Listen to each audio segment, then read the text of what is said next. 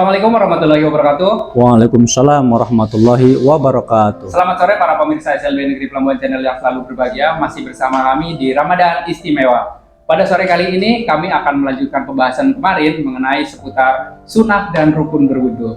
Pada sesi yang telah lalu Ustaz telah menyampaikan ada rukun wudu yaitu membaca niat dan membaca basmalah nih. Nah selanjutnya apa nih Tad? Setelah membaca basmalah, silakan Ustaz. Baik, Pak Hairul. Ya. Assalamualaikum warahmatullahi wabarakatuh. Waalaikumsalam. Alhamdulillahirabbil alamin. Wassalatu wassalamu asrofil anbiya'i wal mursalin sayyidina Muhammadin wa ala alihi wa sahbihi wa barik wa sallim ajmain. Pada bincang-bincang sore hari ini menjelang juga puasa Hairul di SLB Negeri Pelambuan Channel, kita akan melanjutkan diskusi atau perbincangan kita tentang rukun dan sunnah wudu, ya kan? Nah, di sore hari ini kita lanjutkan daripada rukun dan sunnah berwudu tadi. Selanjutnya adalah setelah kita membaca basmalah adalah membasuh daripada kedua telapak tangan kita. Yang namanya telapak tangan berarti sampainya pergelangan tangan kita. Jadi ini harus dibasuh, ya kan?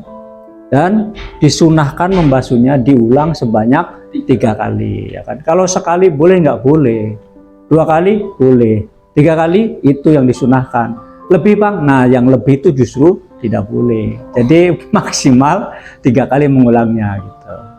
Begitu Pak Hairul. Jadi membasuh daripada kedua belah tangan, kedua telapak tangan kita. Nah, ya kemudian kan? ini Ustaz, biasanya kan saat kita berwudu membasuh telapak tangan ini biasanya ini untuk laki-laki nih ada perhiasan atau cincin nih. Ya, cincin. betul, nah itu gimana tuh? Apakah cincin itu menghalangi jalannya wudu? Apakah cincinnya tetap boleh dipasang selama berwudu atau harus dilepas terlebih dahulu? Iya, bahkan kadang-kadang laki-laki begawe kan bekerja itu ada cat ya kan? Cat yang anti air. Nah ini harus kemudian kita pahami bahwa ketika kita mencuci atau membasuh kedua belah tangan kita, kedua belah telapak tangan kita ini harus semuanya tersiram daripada banyu atau bahasa fikihnya tersampaikannya banyu ke seluruh kulit daripada kedua belah telapak tangan kita. Artinya kalau misalnya kita sedang bercat atau habis mencat rumah, kadang-kadang cat itu ya cat itu kadang-kadang ada yang menghalangi air. Anti air, ya kan? Air itu nggak bisa masuk. Nah itu kalau kemudian menutup kulit kita, dipastikan kulit kita kalau terbuka daripada catnya itu pasti kering.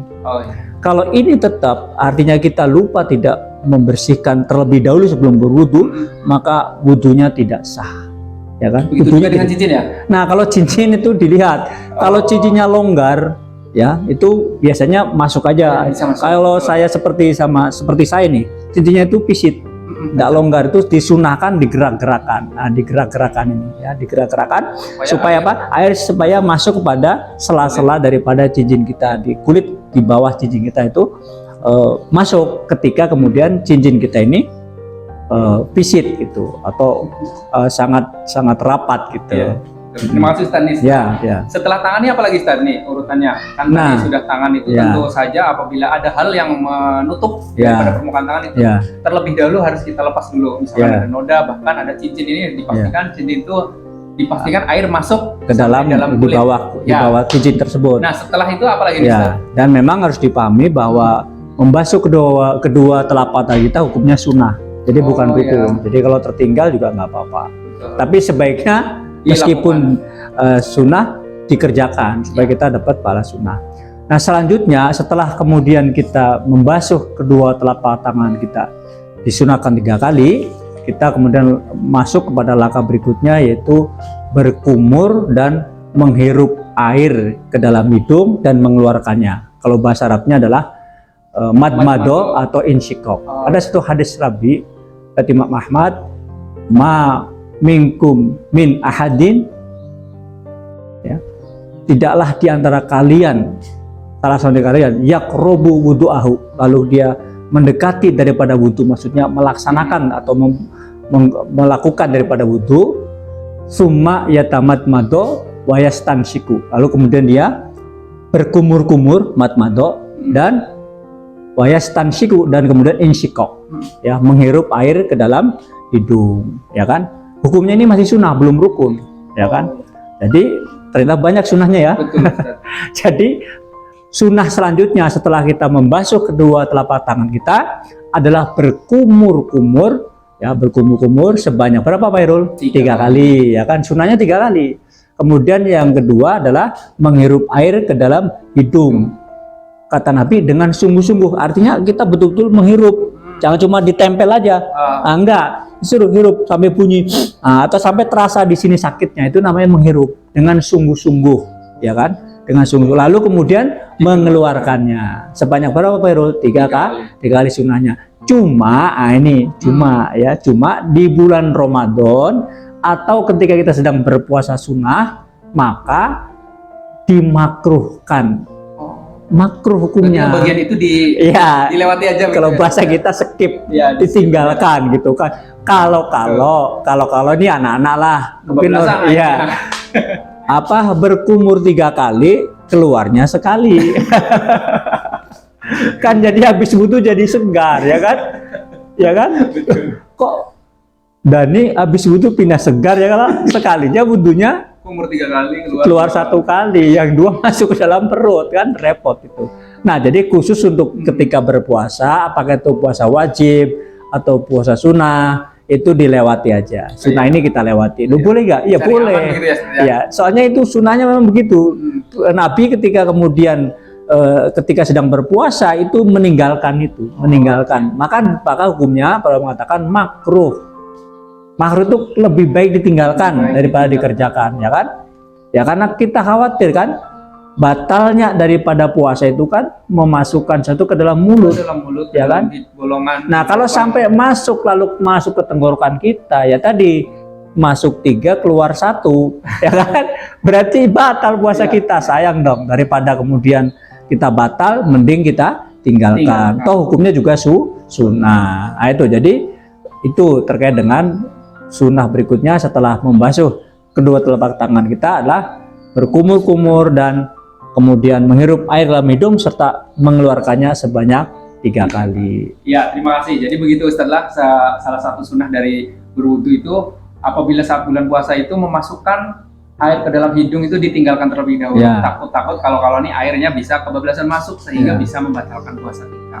Nah, ini selanjutnya ini Ustaz mengenai orang yang biasanya bersiwak nih Ustaz. Bagaimana nih Ustaz? Apakah harus bersiwak ataukah ini biasanya kan bersiwak ini kan bentuknya kayu keras. Apabila sakit nih, saya sendiri misalkan bersiwak itu sakit Ustaz. Jadi gimana nih pandangan Islam itu sendiri? Jadi hukum bersiwak ini berdasarkan hadis Abi Imam Bukhari Muslim. Qala Nabi SAW, laula an asyukka ala ummati la amartuhum bisiwaki inda kulli shalah.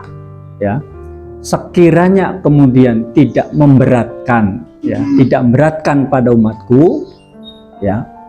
Di dalam berwudu tadi, la amartuhum, maka aku perintahkan pada mereka bisiwak, dengan bisiwak inda kulli shalat, pada setiap dia mau sholat. Jadi ketika berwudu kan, wudu itu kan mau sholat. Jadi ketika kita mau sholat, kita pada saat berwudu, setelah kita berkumur-kumur dan menghirup air ke hidung atau matmato insyikok, itu kita disunahkan bersiwak dengan menggunakan kayu siwak, ya kan? Nah, tadi Pak Heru bertanya, bagaimana kalau kemudian ternyata memang kita tidak bisa tuh kan, kadang-kadang ada orang yang sensitif, ya kan, begitu mau bersiwak dengan kayu malah luka atau sakit dan seterusnya. Nabi mengatakan maka engkau bersiwak cukup dengan menggunakan jari-jarimu. Jadi kita bisa menggunakan jari-jari kita ke gigi kita untuk menunaikan sunnahnya itu, untuk mendapat pahala sunnahnya. Maka kita gunakan dengan jari-jari kita. Artinya nilai jari itu sama dengan kita. Iya, sama dengan nilai kayu tadi, karena ada halangan, ya kan? Kalau yang nggak ada halangan, nukar aja sih, Pak. Betul. Nukar cuma 10.000 ya. Ya kan? Bisa gitu. Nah, kalau ada halangan tadi karena ada kesakitan atau mungkin kakek-kakek yang bergigi, kalau yang nggak bergigi tuh, kakek usia 65, 75, 80, udah nggak ada gigi, disogok sama kayu malah berdarah kan, jadi repot, jadi tambah sakit. Nah, itu anjuran Nabi menggunakan jari-jari kita, cukup digosokkan di gusi-gusi kita gitu. Baik, terima kasih Ustadz nih. Ya. Para pemirsa SLB Negeri Pelabuhan Channel tentunya mendapat pengetahuan baru nih apabila salah satu di antara para pemirsa itu merasakan sakit dengan menggosokkan siwak, itu kan kayu, terbuat dari Ya. kayu, Ya. bisa saja diganti dengan jari kita. Nah, nilainya ibadah itu sama dengan kita bersiwak. Ya, gitu ya, Ustadz. apalagi kalau nggak bergigi kan. Baik Ustadz, terima kasih ini Ya, telah memberikan beberapa sunnah wudhu yang insya Allah nanti ilmu ini akan lebih bermanfaat kepada para pemirsa SLB Negeri Pelabuhan Channel di program Ramadan Istimewa.